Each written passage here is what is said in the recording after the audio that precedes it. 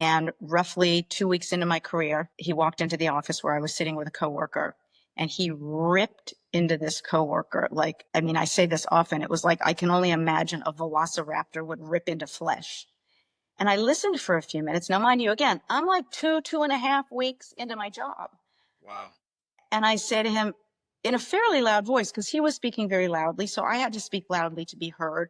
And I speak loudly anyway. I said, "Excuse me, you're wrong." Can you imagine going toe-to-toe with a rampaging Al Davis only 2 weeks into your job? Fearless doesn't sound like a strong enough word to describe Amy Trask. Welcome to Tell the Whole Damn World and part 2 of our conversation with the one and only Princess of Darkness. If you haven't heard about us before, let me give you a quick introduction. We're the podcast that celebrates all things Cal and the prominent people associated with UC Berkeley, known to many as the center of the universe. We hope to put a smile on your face and help you come away feeling good about your connection to the greatest university on the planet.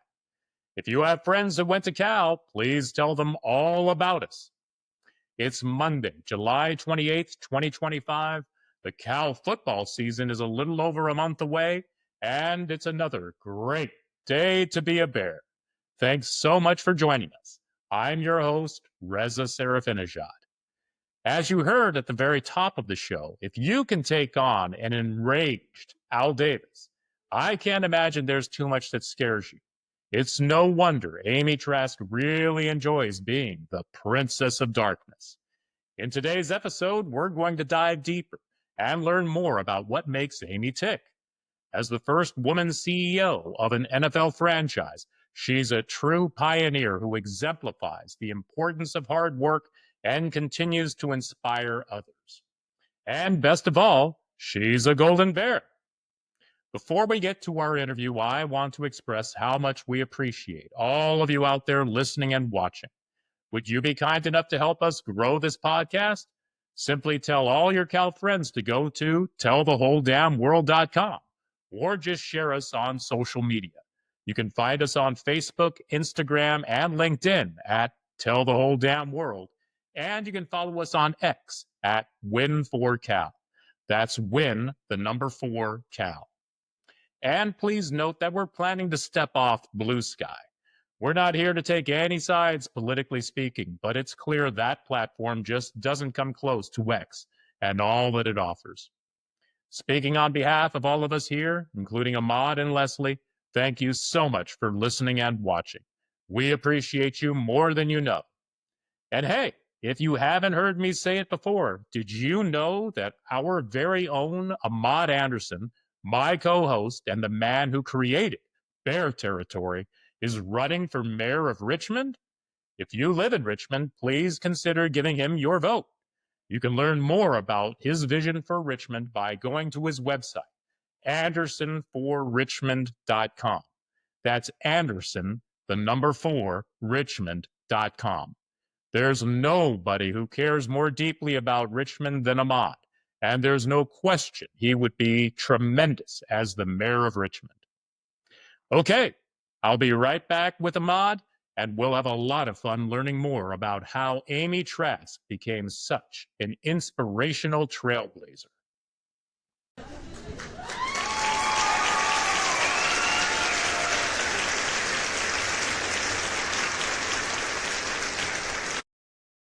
Okay, Cal fans, as promised, we are beyond delighted and incredibly honored to welcome back one of our own, the one and only Princess of Darkness, Amy Trask.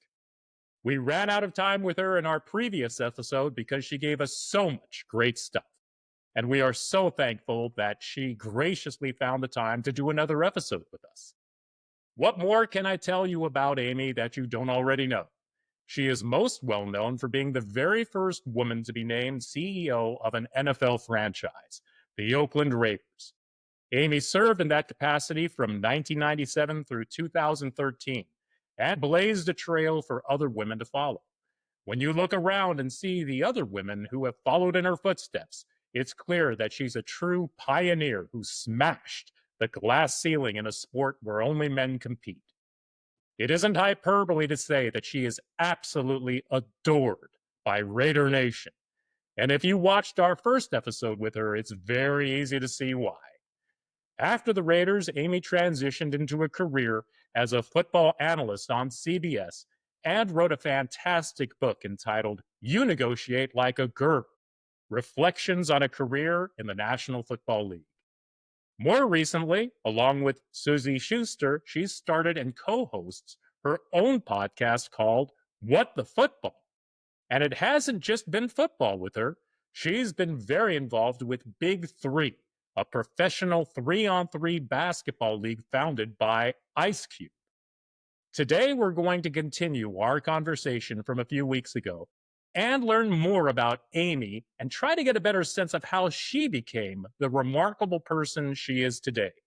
Feared by some for her fierce intellect and no-nonsense approach, but highly respected and loved by all. Welcome back to the show, Amy. Thank you so much for making the time today. Well, thank you for having me. Those who know me know I only say what I mean, and I always mean what I say. So when I say this to you, please accept it in that spirit. I am deeply and truly honored to join you, delighted to join you. It was so much fun being part of the podcast before, and I can't wait to do this again. I think you guys are terrific. I love you, but as I like to say, not in a weird or creepy way. Thank you so much, Amy. That means the world to us. Thank you. I wasn't creeped out. It's all good. Okay, good. Thank gosh. And by the way, thank you for using my nickname, which I shall forever cherish. And I do hope that you two are a little frightened of me right now. So that goes without saying. Okay. Well, as long as I'm on the other side of this screen and not sitting right next to you, I feel low safe. Okay. Fair enough. But I also feel like you just reach out and grab me like a bear. Could happen. So with that being said, we are so glad to have you on the show. And so I'm thinking about some of the things about you growing up. You know, we talked about me growing up. My mom changed the application so that it went from no UC San Diego, no UC Santa Barbara, and went UC Berkeley. So Smart mom. just really getting into it. Absolutely. Tell me sort of, because you hinted around this, that you gave your parents a hard time growing up. And so I want to know, what was your family like? I mean, I told you I had two parents. Both were, visiting professors at UC Berkeley when I was a freshman. And I didn't like that. I was scared they were going to walk up and smile and say, "Hey, Ahmad," in front of all my friends, or maybe the new girlfriend. All right. See, why aren't you in class? So tell us what it was like. How hard a time did you give your parents? And did that lead to you being the princess? Well, I will answer that before I say that. However, when you were talking about your parents walking up to you, possibly on campus, on the quad, while you were talking with someone, it reminds me of when I was a kid and you'd be in the car with your mom and then you'd be driving by some of your friends and you would just slide down onto the floor of the car because you wouldn't want your friends to see you in the car with your parents. Like Beverly Hills Cops, when Eddie was just scooch down. Look, if I say this often and I mean it, if I were my parents, there were times I would have packed me up and sent me off to boarding school. And I do remember my dad at one point sitting me down and saying, we got to get a grip on this. Those are my words, not his. But that possibility was sort of floating out there in the ether. I was trouble. I was, the story that's famous in my family, and I don't remember it firsthand because I was in kindergarten.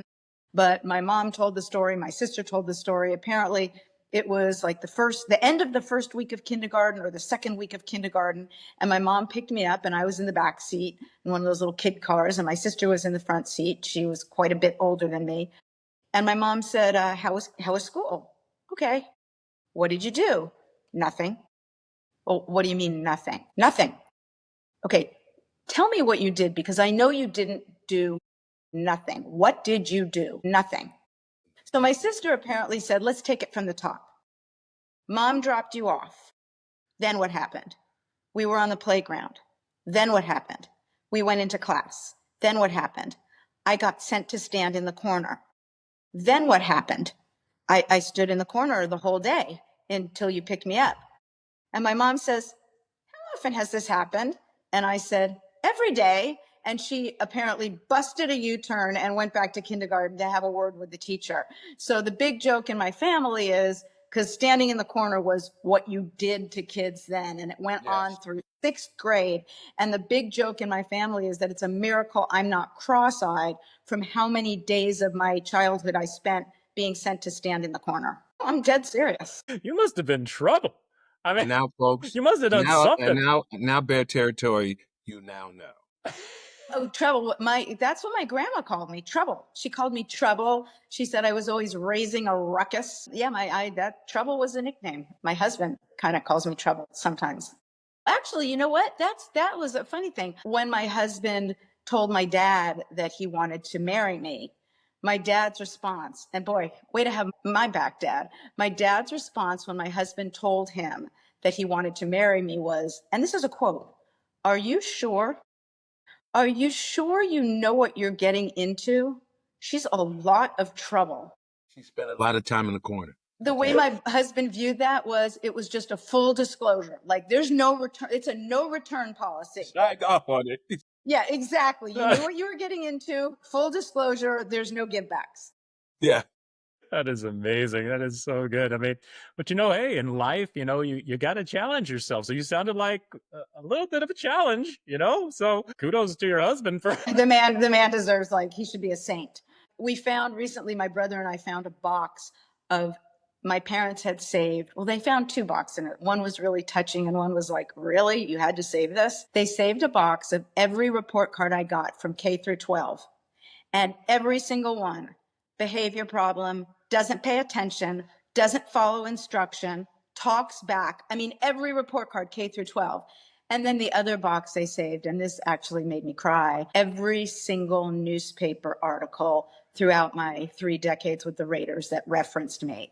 And they saved them next to each other. And by the way, there's a little bit of a karma in the fact that those boxes were saved next to each other, because I think the fact that I was that behavior problem may have suited me well for the job. What a good story, boy. I tell you, and proud parents. I mean, hey, I can completely understand that. They must obviously be incredibly proud of you. So, I guess just wondering, did you know what you wanted to be growing up? Did you have any clue when you were going through school? 0. Just to stay out of jail, basically? Is that, yeah? No, I just changed my mind a lot. And I will say I attribute to my parents, which is pursue a dream. One of the most important things they taught me was hard work. Work as hard as you can. Hard work matters. But find something you love and pursue something you love. So, there was a time I thought I would be a veterinarian. There was a time I thought, for a while, I thought I'd be a spy. There were times I thought I'd be a teacher. There were times I thought I'd be an astronomer. Not that I was qualified to do any of those things except be a spy. I could be a great spy. And if you're listening, CIA, I'm not a spy. But I just changed my mind a lot. I never settled on one thing. And I actually, when it was time to graduate Cal, it was our senior year and people were deciding what they did next. And I had no idea whatsoever. And I thought, well, do I get a job or do I go to grad school? And I decided to go to grad school. Look, you're funny when you say that, Cal is tough. We all know that. I mean, even coming from a college prep high school, I sort of walked around it like, I got this. I had a little briefcase and with my books on sprout. And then I got knocked out my first semester, my first quarter there. I was like, oh man, I got to wake up and get with the party. Academically, look, you weren't a slouch. You talked about all of these different moves and all these things that you thought about doing, maybe a vet, maybe a spy. And that's still questionable whether or not you're spy. But we're just saying. But you rose to the top. Look, Phi Beta Kappa. You spoke at your graduation. What was that like? Being a high caliber individual. You say you kind of went around the globe of what you wanted to do, and how did you apply that to work? As a former academic advisor at Cal, that was always a piece. People were like, I want to do this, I want to do that. My parents say I need to do this to make money, but this is what my passion is. This is what I'm loving. This is what I love. And yet, putting that together to make that good old jambalaya, tell me how it worked out for you to a T. One of the many, many, many things I cherish about the education at Cal, that I cherish about Cal, is every single class I took fostered thought. There was an emphasis on critical thinking and exploring things intellectually. And I just loved my education. So I decided to apply to law school with the express intent in my mind that I would never, ever, ever, well, no, I didn't think I would ever practice law. I didn't intend to practice law. I knew I would never, ever, ever be a litigator, but I wanted to go to law school for the additional education and for the critical thinking, the thought process, everything that law school had to offer. I thought it would be a good background for any business in which I wanted to go to. And guys, this was a really, really, really long time ago. And I thought, you know what, maybe that law degree is a little extra gravitas for a woman at that time, that, if I'm sitting there, but I have that law degree. And I will tell you that I was true to my word. The only time I was ever in a courtroom was when I was a witness. And I'm very proud to say that I was on the witness stand when the NFL was interrogating me, whatever words you want to use. And I made one objection, even though I was the witness, and it was sustained. The lawyer for the NFL said, "Ms. Trask, I'd like to ask you a question." And I thought, well, yeah, I'm on the witness stand. What do you think I'm here for? And I'm just thinking that. And then he asked me the question. And I said aloud, actually, that was two questions. And the judge took his gavel and slammed it down and said, "Objection sustained." And I went like this. And that was my career as a litigator. I made one objection, sustained, I'm done. Ooh, and you should have seen the face on that lawyer who I objected to.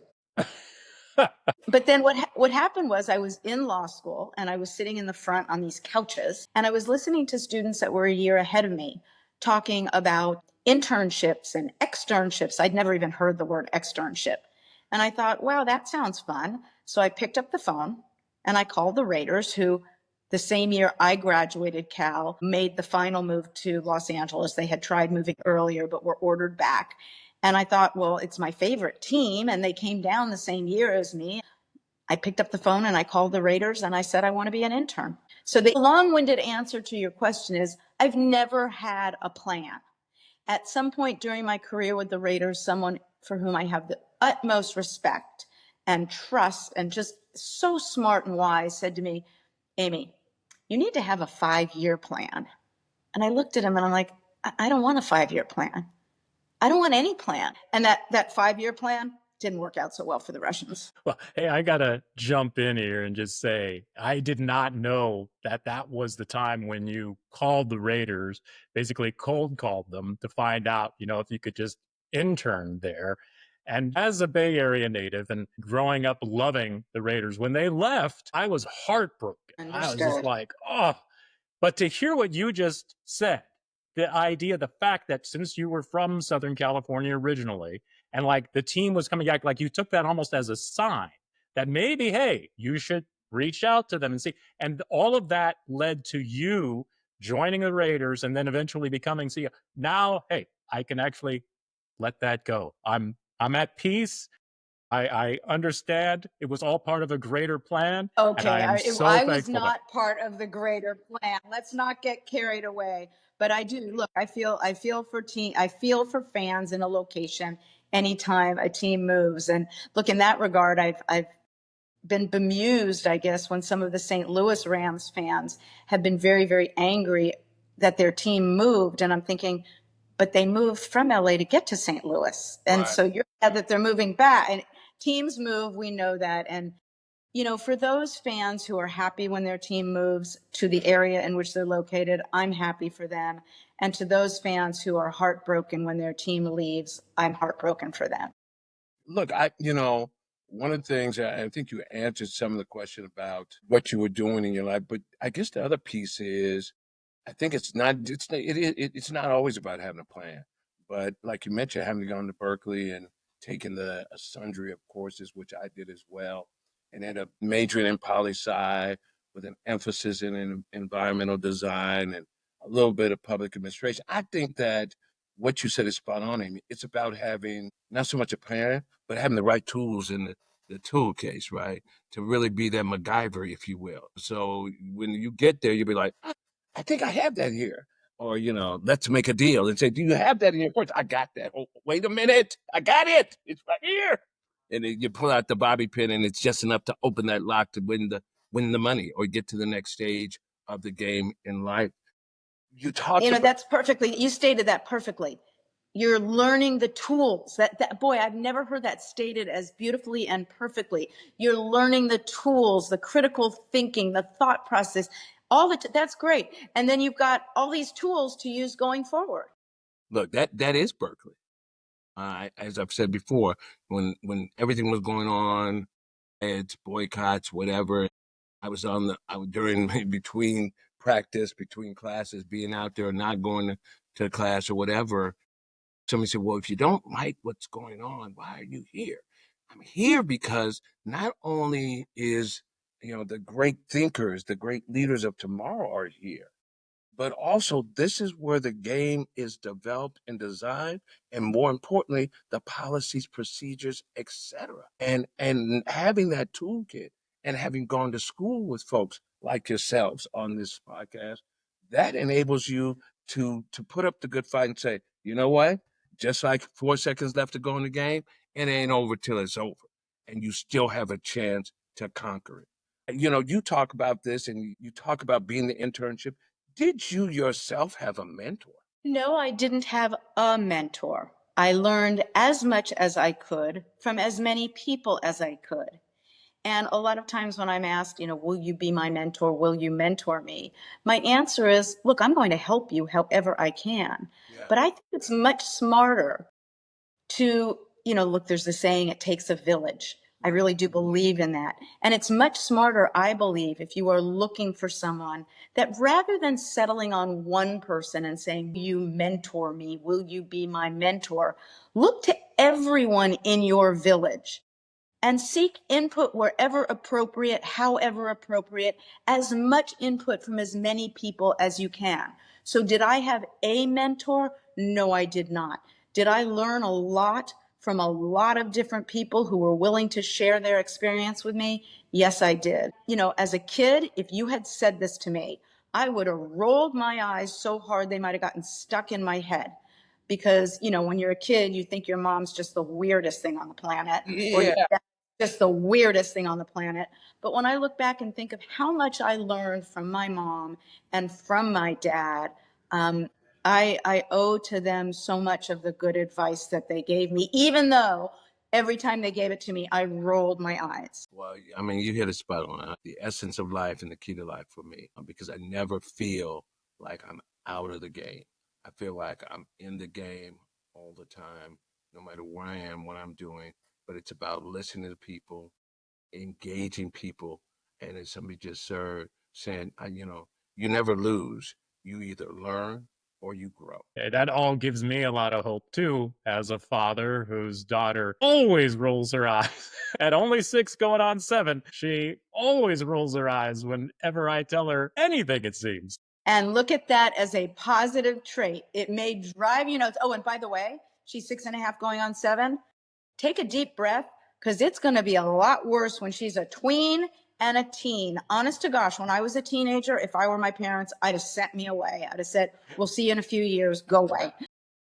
But the fact is, look, I got thrown out of Girl Scouts. I didn't get kicked out. I got kicked out temporarily. I don't know whether you call it suspended or, I got kicked out of Girl Scouts for a period of time, and I didn't do it. Let me tell you right now, I did not do it.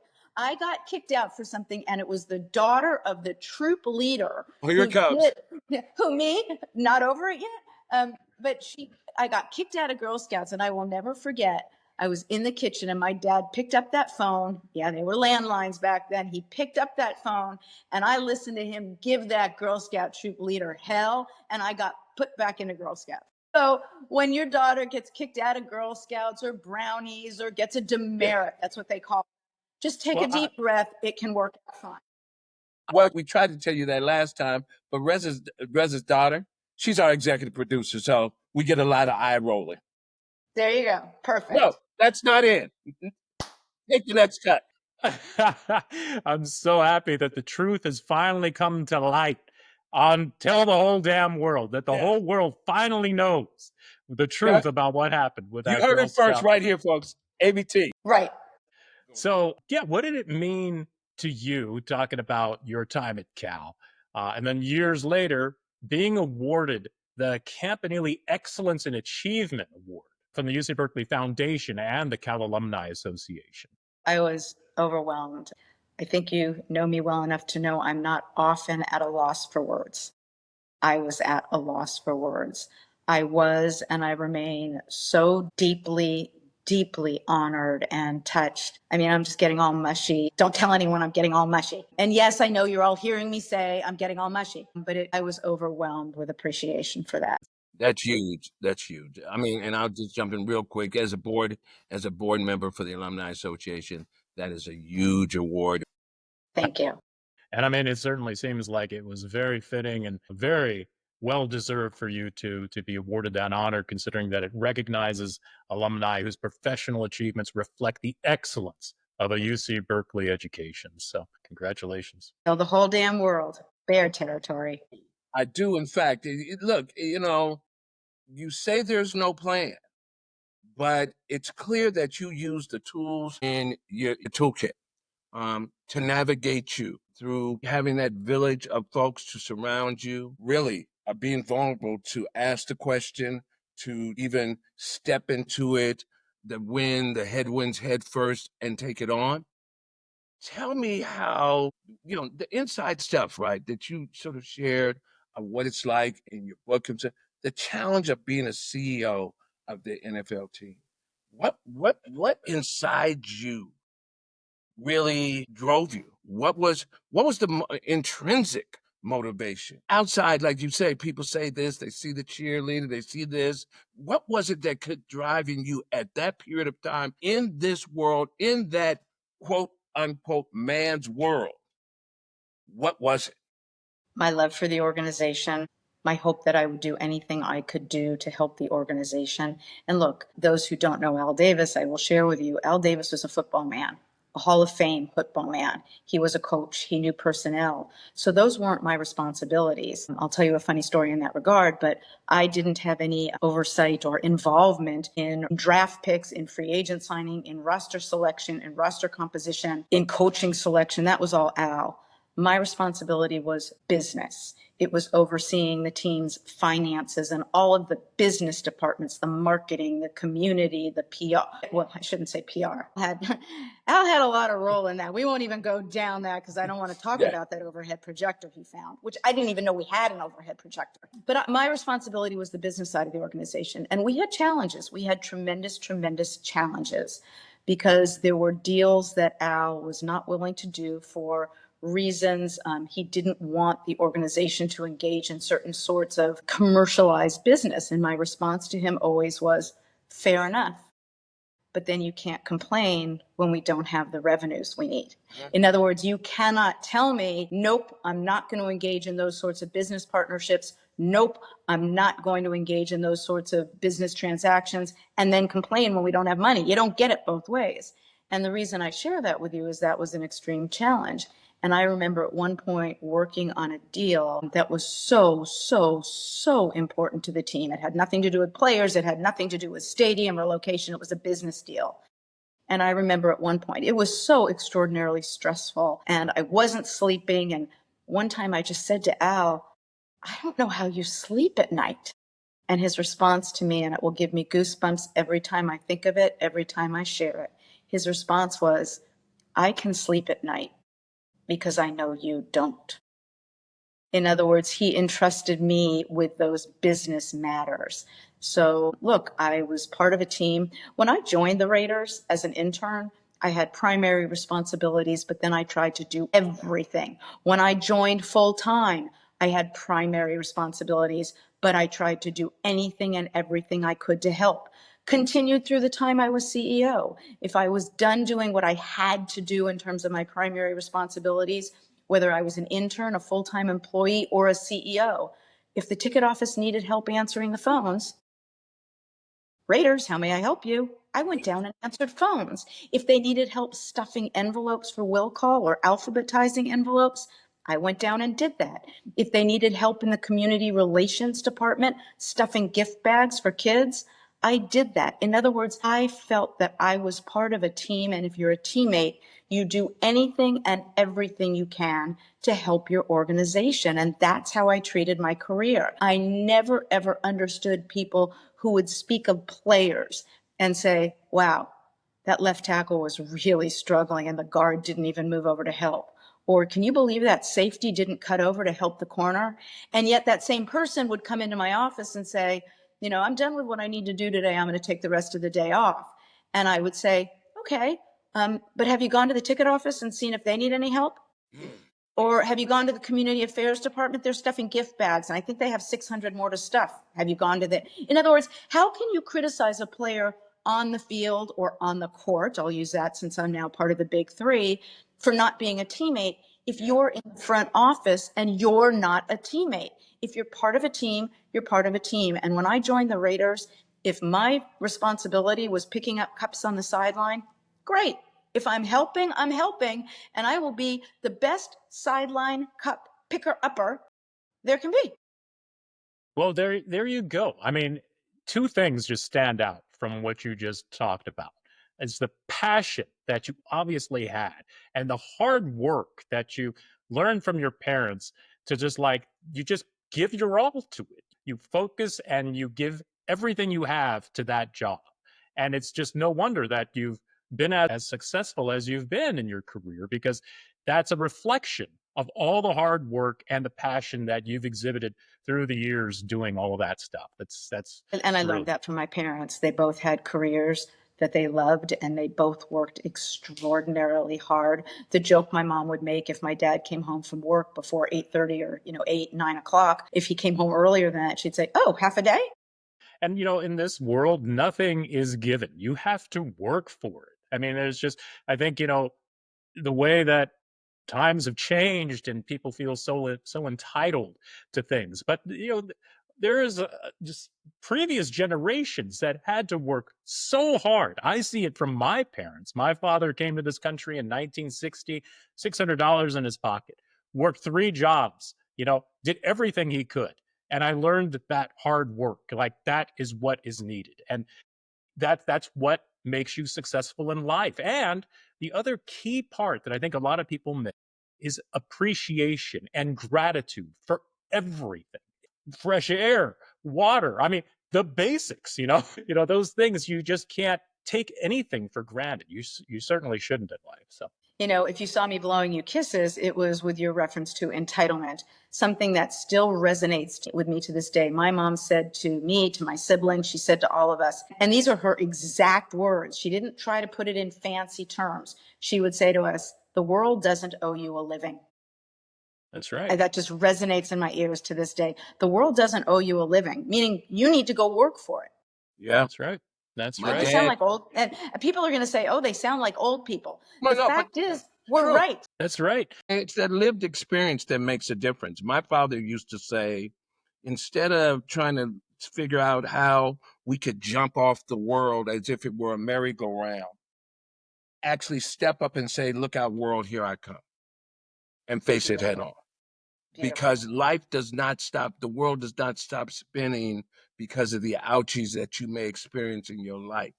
So you need to figure it out and step up and step in. Otherwise, the world will pass you by.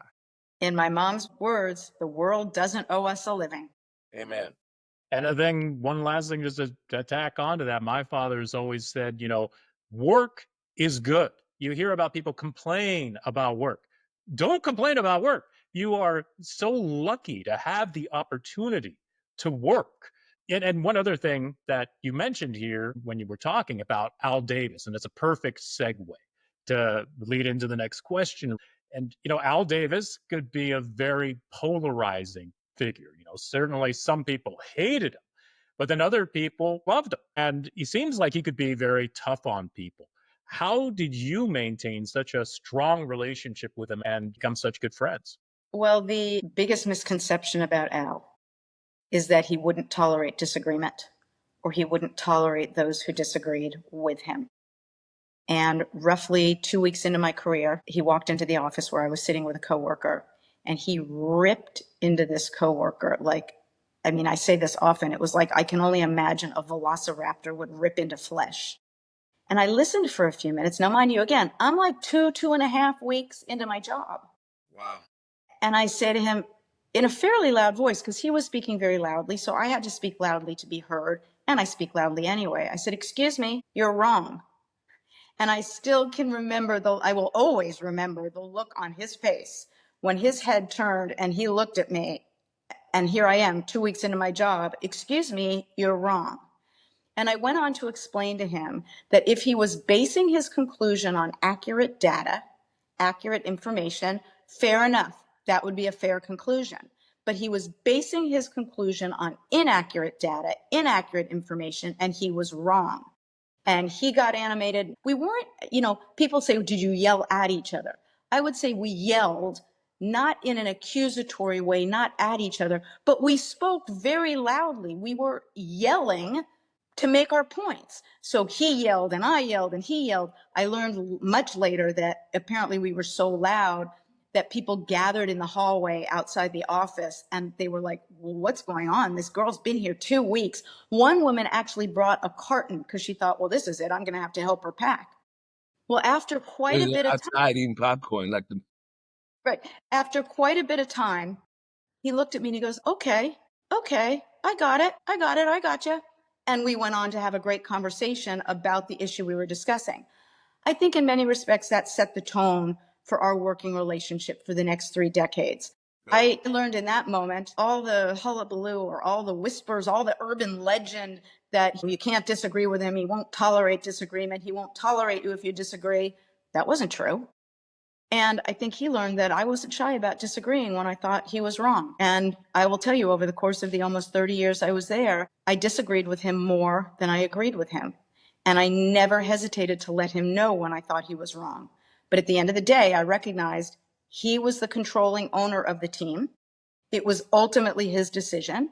And if he chose to make a decision with which I disagreed, it was still my job to implement that decision as best I could, and never, ever, ever to distance myself from it. One of my peeves was people who would, behind the scenes, well, I don't agree with that. Well, I don't agree with that. No, no, no, no. You are part of an organization. And if the organization makes a decision, whether you like it or not, you're part of the organization. It is the decision of the organization. So did I disagree with them? Yeah.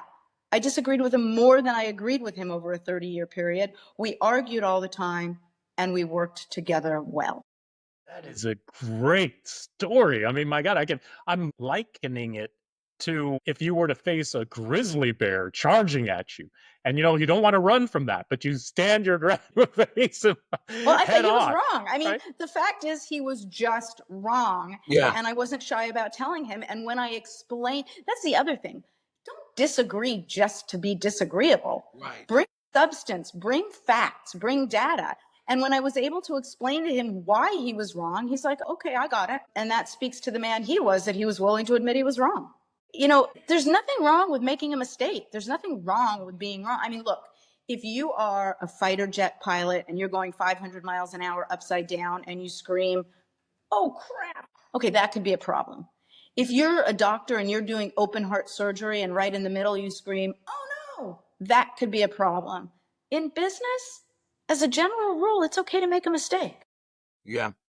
Look, as the saying goes, failure is not fatal, but hesitation can be.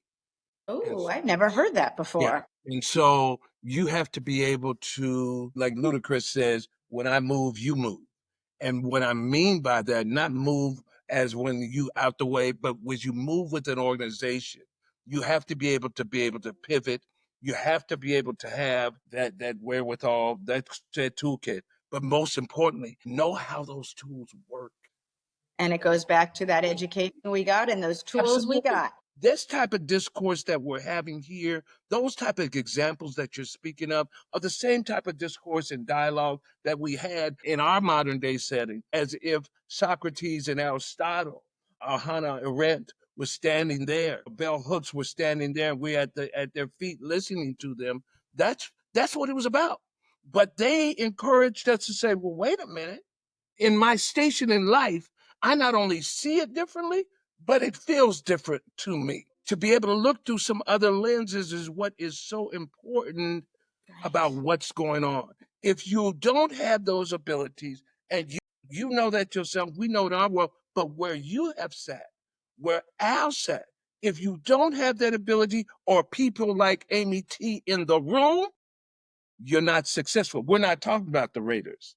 We're not talking about the Raiders, even when the Raiders don't have a good season, if we didn't have those type of people that set the table and created the legacy so that we're still talking about it today. And people, and I'm a deep down Raider fan, if people still talk about what the organization looks like, even when we're not making it to play for Super Bowl, they still model it from how the Raiders came to be. And that's football, baby.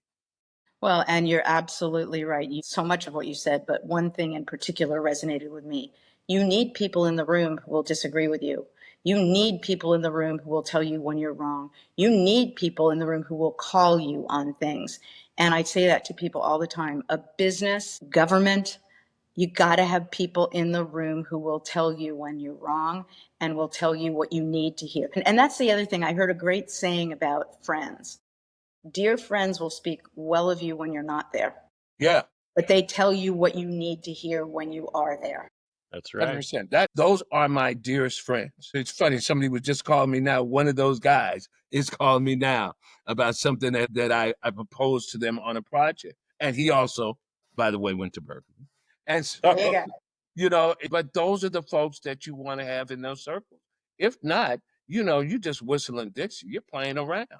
And at this stage in our lives, for those of us who have kids or godchildren or nieces or nephews, and that other voice in the room, other than the parent or the mom, whoever it is, that's where you come to play, where you're not pushing it on them, but the way that you walk, the way that you talk, the way that you carry yourself, and the fruits of your labor. They're able to see the end game of that. That is where you make a difference in life. Absolutely. Well, hey, I got to say that episode with Al, you can counter people in a life and you may not necessarily notice them. They don't really come into your field of view necessarily. And that right there, that one moment, I bet, just gave him such a huge degree of respect for you. The fact that you took him on and told him he was wrong and then explained to him exactly why he was wrong. But that explains a lot to me. And how am I helping if I just say, yep, Right. when I know he's wrong? How is that helping? It's not. Exactly. No, that's so And true. the other thing, and in that instance, I mean, I was very passionate. I felt he was wrong. I'm also a contrarian, and that might have resonated with him as well. I don't feel a need to, well, let's just say I'm willing to be contrary. That is exactly what my daughter is. She is a contrarian every single time. He's going places.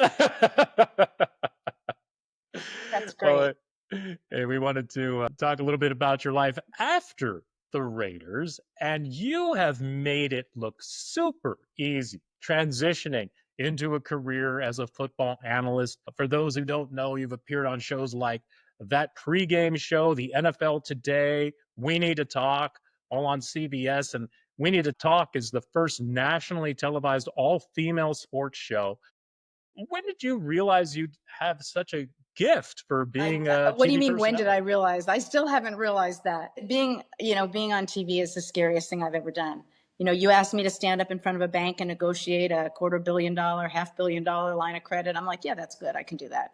You asked me to be on TV. The first time I was ever on TV at CBS, we were about to go live. And I said to the producer, I'm so scared. I'm so scared that when we go live, I think I'm going to throw up all over myself. And his response was, oh, wow, we would get so many YouTube views for that. I'm happy I'm happy. I also didn't understand that, like, they do your hair for you and they do your makeup for you. So Bart Scott was my teammate my first year. Bart Scott, the former NFL player. And Bart sat next to me and I brought my lipstick and I'm like, Bart, could you hold my lipstick? And Bart put my lipstick in his pocket and he held my hand under the table because I was so scared. I had no plan when I left the Raiders. See, I told you, I didn't have a plan. I told my husband that as I was making this decision, do I stay with the team? Do I leave? Do I stay? Do I go? That I was not going to be able to think about what I wanted to do next until I made the decision as to whether to stay with the organization or leave. I finally made the decision, and I woke up the next morning and looked at my husband. I said, I'm a blight on humanity. I have nothing to do. And we laughed, and he's like, you worked for Al for almost 30 years. Take a breath.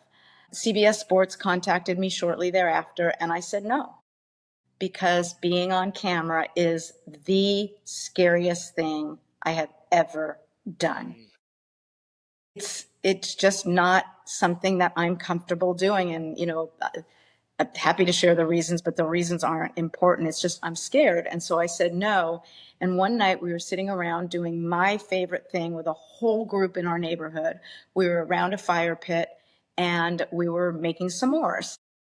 And I was explaining to the people there that I had turned down the opportunity because I was too insecure about my appearance, too just scared, too insecure is the best way to put it, about my physical appearance to go on television. And one woman, Dana, she was sitting right next to me, a friend, but I didn't know her the way you know a bestie. She said, what are the three of the most important words that anyone has ever said to me? I'm explaining to everyone I'm not going to take the job. I'm too insecure to go on camera. I'm too insecure about my physical appearance. I can't do this. And she very, very quietly said, let it go. And those three words changed my life. So, it's a lesson to all of us, or a reminder to all of us that which we say to someone can have a profound, tremendous, dramatic effect on their life. I was too insecure to go on TV.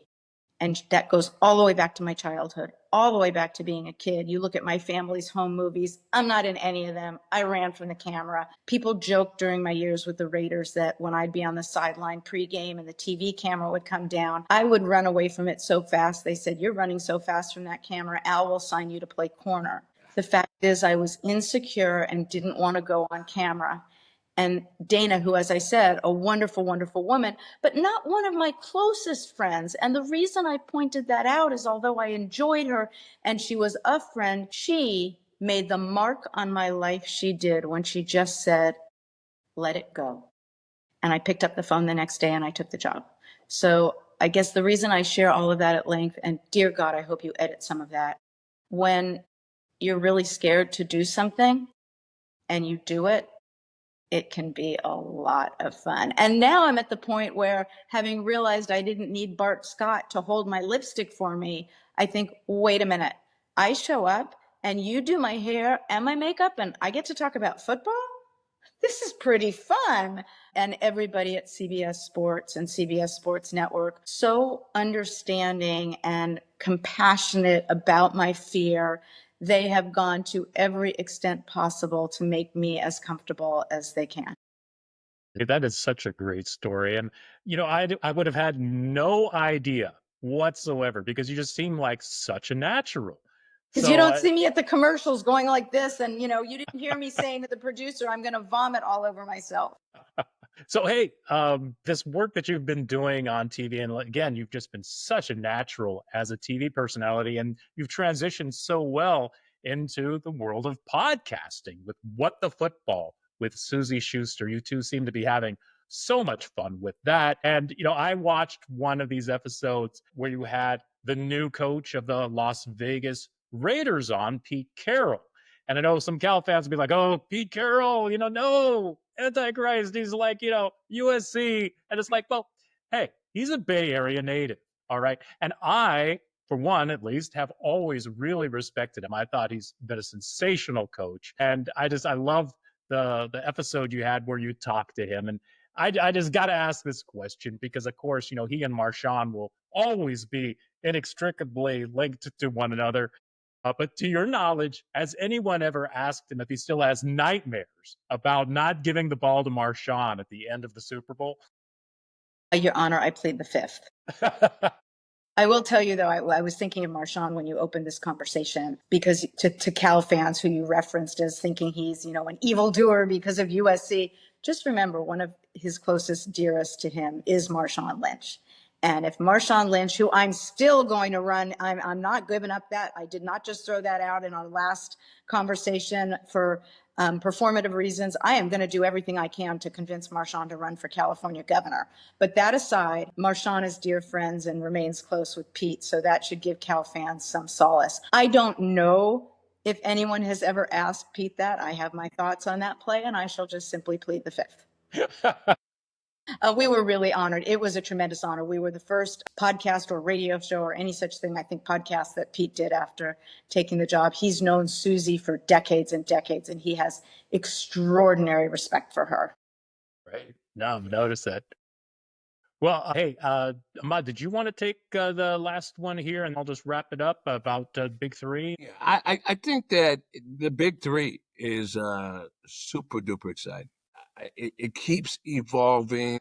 You know, I was in the music industry for a while. I was so into it. I was here in the Bay Area when Ice-T first, it hadn't even been released, but the song Colors.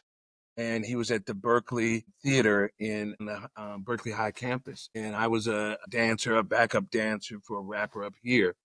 But one thing I learned, not only from the West Coast experience, but the East Coast experience, because my brother introduced me to Run of Run DMC and the Simmons family. There is more to those rappers than the music. Their ability to be creative, innovative in forecasting, and I'm talking about using their toolkit that they have through their life experiences, and then knowing how to use that in the world of business and applying it is absolutely amazing. Share with me how you were able to navigate to be part of that and what that looks like for you in, you know, you're a quintessential business person, not businesswoman. You're about the business, as people say. You're about the business, Amy T. And so tell us what that is for you. Couple things. I have been a Cube fan since NWA burst upon the scene. All day. Many people know him to be a tremendous, tremendous artist. I will tell you, he is every bit as tremendous, tremendous as a businessman, and he is even more spectacular as a human being. Yeah. I will credit Cube and the Big Three co-founder, Jeff Quatinitz, and our commissioner, Clyde Drexler, Clyde the Glide, for signing the players that we've signed. Just, I mean, look at the rosters of every team. And look at our coaches. Our coaches are in the Hall of Fame. I mean, they're just phenomenal. And I credit Cube and Jeff and Clyde in that regard. Jeff and Cube had a vision, and they have pursued that vision with passion and hard work. You know, we talked about hard work earlier. I can't begin to underscore and emphasize enough how hard Cube and Jeff work to have gotten where we are now and to continue to propel the league forward. There are many people who would assume, oh, Jeff and Cube founded it, they put their name on it, and then they just walk. No, no, no, no. Those two men work harder on the Big Three than anyone else. There was a funny moment. Cube and I were on a podcast together. Or no, we were on the Rich Eisen show, actually, many, many years ago, the first year the Big Three was founded. And Cube is talking about our hard work. And he says, yeah, we're all working. Every one of us is working 18 hours a day and on air. And I'm sorry, Berkeley. I am sorry, UC Berkeley. I apologize for this. But on air, when he said, we're all working 18 hours a day, I said, well, what are you doing the other 8 hours a day? Because we were, and the producer's face and Rich's face and Cube's face, I did the math wrong. I'm sorry, Cal. But my point was, we were working 24, not 26, 24 hours a day. And what I found is we each bring different things to the table. Cube and Jeff have this extraordinary vision. And I'm the one that said, okay, how are we on liability insurance? Where are we on ROI? How are we doing on CAGR? Where are we on, you know, I'm focused on more business issues like that, but they are visionaries. And I'll say it again, Cube, a spectacular artist, a spectacular businessman, an even better person. All right. That's what I know. Hey, you guys, come on down to LA. The big three will be down here August 9th. Load up a little car, make a road trip, be our guest at the big three game. I'd Be love amazing. to do that August 9th. So I'm going to say it now, and Rez has already said it, but I'm running for, and some people do know this and about to know it anyway, but I'm running for mayor in the city of Richmond. And so, Wow. yeah, my mom was mayor here, my dad was mayor here, yada, yada, yada. Anyway, but that's a day that I've got like a bunch of things happening. Well, but I hope you we'd love win. to come down at some point. Resume make that journey, but we'd like to come down together and bring our executive producer with us because she'll want to get Right. she'll want to run things next. We'll get you to another game. Yeah. But good luck with your election. Richmond will be far better off when you win that election. Thank you so much. I appreciate you.